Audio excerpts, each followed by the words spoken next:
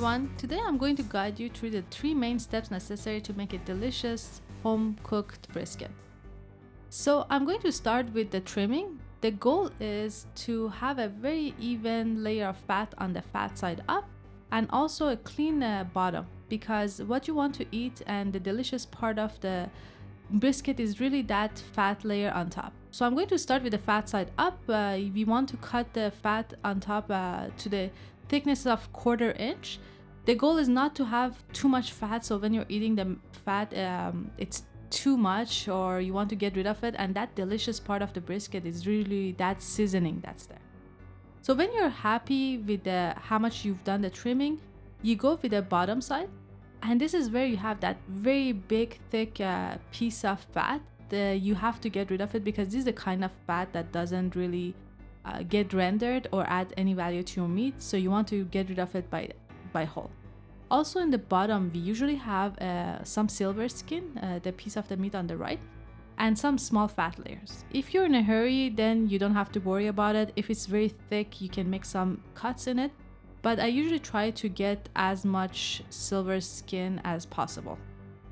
So then you have very nice, very surface to work with.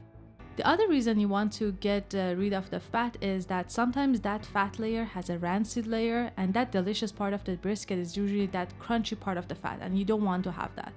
But if you have to make a bit of compromise between the thickness of the fat and getting rid of that rancid layer, I would say keep the fat layer, because if you get rid of too much fat, then this is the time that your meat will dry up.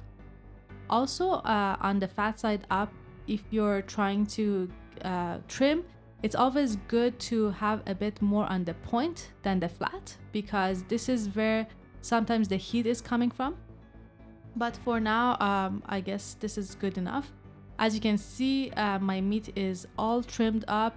In the bottom, I got rid of as much as silver skin as possible.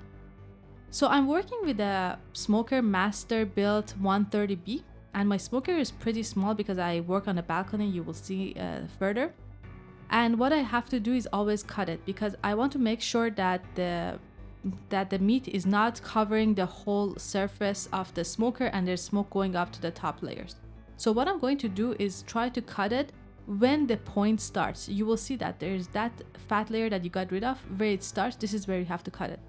And you can see the cross section of meat, the fat layer between the two meats. This is where the delicious part is. This is where you want to really render that fat during the smoking process and cooking process.